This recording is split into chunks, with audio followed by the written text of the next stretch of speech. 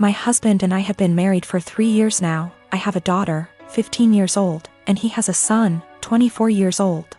I am friendly with my stepson, but we aren't close.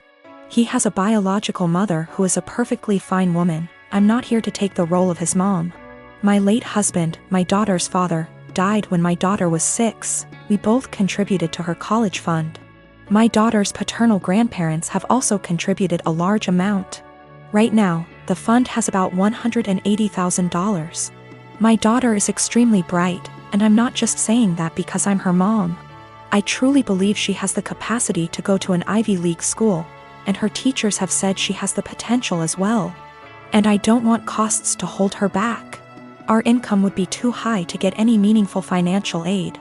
And while there are a few merit-based scholarships out there that she will be applying to, we don't want to put all our eggs in one basket and hope she gets it when it's so competitive. My current husband and I have separate finances. He doesn't contribute at all to my daughter's fund. My stepson is struggling with a heroin addiction and has stolen money, jewelry, hire looms, and electronics from us for drug money. I understand that addiction is a disease, and I personally paid for an outpatient detox for him, which cost $1,000, which failed. His father then paid for an outpatient rehab program, which cost $6,500, which also didn't work because he barely showed up.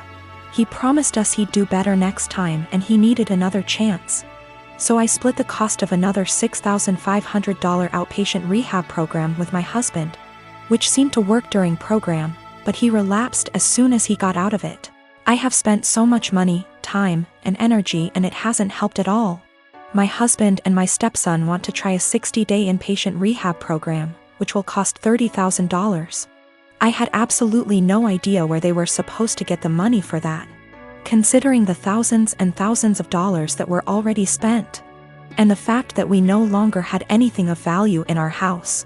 They want to use my daughter's college fund, which to me is absolutely off limits. I feel like it's completely unfair to my daughter to punish her for my stepson's addiction. Unfair to my late husband and his parents, but frankly, I don't think spending $30,000 will work. My husband thinks I'm an asshole because I'm prioritizing my daughter's education over his son's life.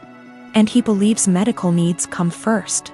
He then asked my daughter if she'd be willing to use $30,000 from her fund to pay for her stepbrother's rehab. And she got very quiet and did not answer. He then got very upset with her and said she was being selfish. My daughter later told me that she didn't want to give her stepbrother the money, but she felt so guilty. And I am furious at my husband for emotionally guilt-tripping my daughter like that. Since my wife and I got married 3 years ago, things have been off. I know that people grow and change with time, but around our wedding, my wife changed drastically. She bleached her dark brown hair blonde right before the ceremony. And I honestly thought I was in the wrong church for a split second when she came down the aisle. We moved into our house right after the honeymoon, and she went into full domestic mode. We'd shared cleaning duties before, but once we moved into the house, she became insistent on doing everything before I could even get to it. Since this is our first house, I thought it was some kind of homeowner nesting thing, but it never stopped. Her hair color is none of my business, and I think most people would be happy not to have to clean. So I honestly didn't really think much of either of those things at the time. The big thing has always been how closed off she got after the wedding. When we were dating, she'd tell me long rambling stories about her feelings and rant to me when she was upset and all that. And I liked hearing about what was going on inside her head. After the wedding, that stopped pretty abruptly. If I ask her how her day is, she will only ever tell me that it was fine or super. She doesn't talk to me about her feelings anymore, ever, even when I explicitly ask, "How do you feel about X?" She also stopped telling me about anything important that happened to her. About a year after we got married, her grandfather died. Did she tell me she'd lost her grandfather? No. She told me that she had to go to a conference for work on the other side of the country, which I thought nothing of.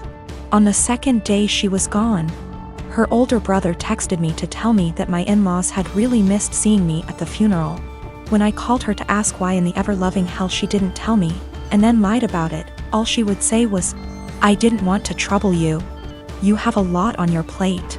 After that, She went on a couple of spontaneous family trips. She's really close to her family, so the first time she said she was going camping with her brother at their alma mater. I didn't think a lot of it other than to be slightly disappointed and confused that I wasn't invited, because her brother's cool and the three of us go camping together a lot. But the second time, I started hearing alarm bells. I'd like to say I'm a more secure man, but after the second spontaneous family trip, my wheels started spinning and I started to think that maybe she was cheating. This was a weird insecurity in the back of my mind for a while, since she wasn't showing any other big signs of cheating. She wasn't guarded about her phone and hadn't changed her routine / appearance. A few weeks ago, she told me she was pregnant. I was over the moon about it until I asked her how many weeks along she was, and she nonchalantly said about 12 or 13. She'd been pregnant for like 3 months before she even bothered to tell me. She's not really showing at all, and she doesn't usually drink, so I had been completely in the bloody dark. I honestly hadn't even suspected. That was kind of it for me. I was sure she was cheating, and that it wasn't my kid.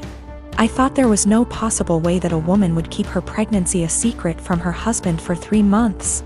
So I snooped. Yes, I know I was wrong, but I wanted proof that she'd been having an affair before I moved out. One of my best buddies from college is a divorce attorney, and when I asked him what I should do, he sent me the info for a key logger.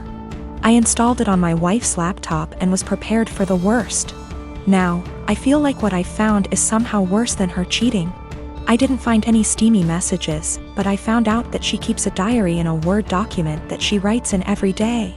I know I should have just stopped once I knew she wasn't cheating, but once I saw my name in her diary, I couldn't stop. I read all of it. All 7 separate documents, going back to way before we'd even met. Turns out she's not cheating. She's depressed, hates herself, and has absolutely no trust in me. All of the stuff I've been confused and bothered by has some kind of sad, self-loathing explanation. She hates having blonde hair, but she writes, I know he'd divorce me if I went back to being a brunette. Because wives are supposed to be blonde almost every week. The wives are supposed to be thing is tangled up in everything.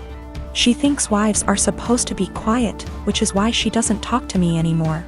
She thinks wives are supposed to make things easier for their husbands, not harder. Which is why she didn't tell me when her grandfather died. It just goes on and on and on. She didn't tell me when she got a huge promotion and a raise because he'd leave me in a heartbeat if he knew I made more money than he does. Men can't handle that. It hurt to know that she thinks of me as some kind of one-dimensional 1950s husband. And I've been racking my brain to think of anything I could have done to make her think this way. What I can't handle is that she'd lied about the big stuff. I honestly don't know if I can forgive her for not telling me about the miscarriages. The spontaneous family trips were actually her miscarrying 2 of our children, one at 5 weeks, the other at about 10. She went and stayed with her parents while she was recuperating, and her brother and sister came to support her. But not me. I didn't get to be there for her, because she thinks I would leave her immediately if I knew that she'd killed our children. She's convinced that she caused both miscarriages because she smoked pot for a long time before we got married. For what it's worth, it sounds like her family tried both times to get her to tell me, but she wouldn't. She finally told me about this pregnancy because her parents threatened to tell me she didn't. I'm just absolutely confused. I don't even know what to think right now. I'm just so baffled because everything she says about me in her diary is insanely nice. She goes on for pages and pages about how much she loves me and how she thinks I'm her soulmate and how she would do anything for me. I just can't understand why she thinks that I would leave her. Knowing that she's spent the last 3 years walking on eggshells around me, convinced that I would leave her at the drop of a hat is just so confusing and awful. I feel like our marriage is some kind of lie. The woman I thought was self-confident and ready to take on the world is actually full of self-loathing and really, really depressed. I don't know her at all. She's been suffering silently with depression long before we met. She has no faith in me, no trust. She thinks that every hug and kiss I give her and every "I love you" I say is a lie. I just don't know what to do. She obviously needs serious help, but I don't know how to get it for her. I can't tell her that I read her diary. If she has zero trust in me now, I can't even imagine what she'd think if she knew if I read 6 years worth of her private thoughts. I feel like I need to get my in-laws on board somehow, but I don't know what to say to them. I know I can't ignore this, but I feel like any move is the wrong move. My cousin, Jake, got outed about 4 or 5 days before his 18th birthday in the summer. His parents, my aunt and uncle, made arrangements for him to be sent to one of those awful camps that claim they could cure him. A kid in his community was forced to go and came back and was clearly not well, so Jake didn't want to go. Jake ran away from home and jumped from one family house to another. His folks didn't file a missing person report because they didn't want to look bad to their neighbors. They just told them that he went to that camp willingly. He disappeared in the middle of October and turned up in my city a week later. After making sure he was safe to bring home, my wife and I allowed him to stay. He didn't want me to tell the rest of the family for a while, because those people at the camp keep showing up to take him. I made sure to talk to a lawyer, who assured Jake that they cannot take him. 3 days ago, he told his parents he was here. A few hours later, those damn camp people showed up, but they were unable to take him. My family has been blowing up my phone for the last 2 days, angry that I didn't tell someone sooner. Well, Jake didn't feel safe yet, and still doesn't. I wanted to make sure he was ready. Still, even those that want to protect Jake is upset with me for hiding him. I figured I wasn't the for hiding him from my more narrow-minded family. It was those that really wanted to help Jake that made me feel guilty. They were all scared out of their minds and wanted the peace to know he was okay. I felt bad for not telling them. Though I am sure they wouldn't had turned him in, I felt bad because we were working on keeping him safe. Also, we got a lawyer who got the police on the lookout for those camp people in case they try anything. Jake is not going out alone until we are sure he is safe. We are looking on how to get his paperwork, like his birth certificate, here because no way he trusts his parents to just hand them over. My granny-in-law is talking to some people that could help. My husband had a serious injury weeks ago. He's bedridden and his family come to see him every day. Mother-in-law keeps drilling what I need to do to make my husband comfortable but does nothing to help. Just visits every day and sits around expecting to be fed and entertained. Sometimes Bil, his wife and kids join them and turn the house into a mess. Yesterday Mil, her husband and son came again. They checked on my husband then went to sit in the living room for hours. I served them coffee and croissant. Hours later my husband threw up again, second time.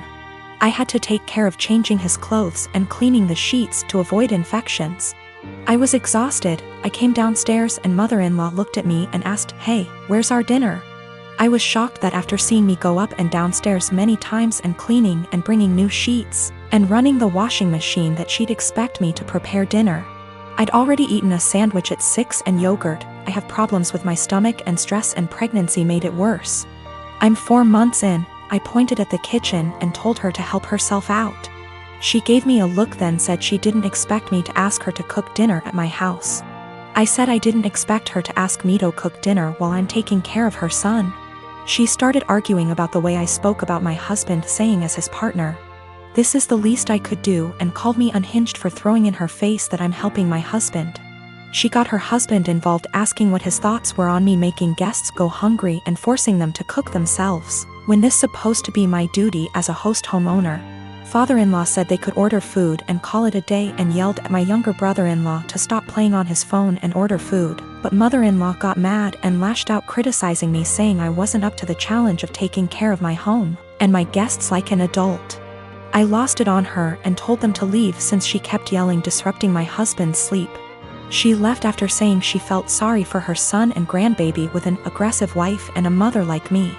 She told everyone, and my older brother-in-law said he understood I'd a lot on my plate, but lectured me about how I should have respect for his mom who was a guest, repeatedly saying if that was his wife she wouldn't have acted this way, and that I shouldn't use taking care of my husband against them. He asked me to apologize, but I didn't.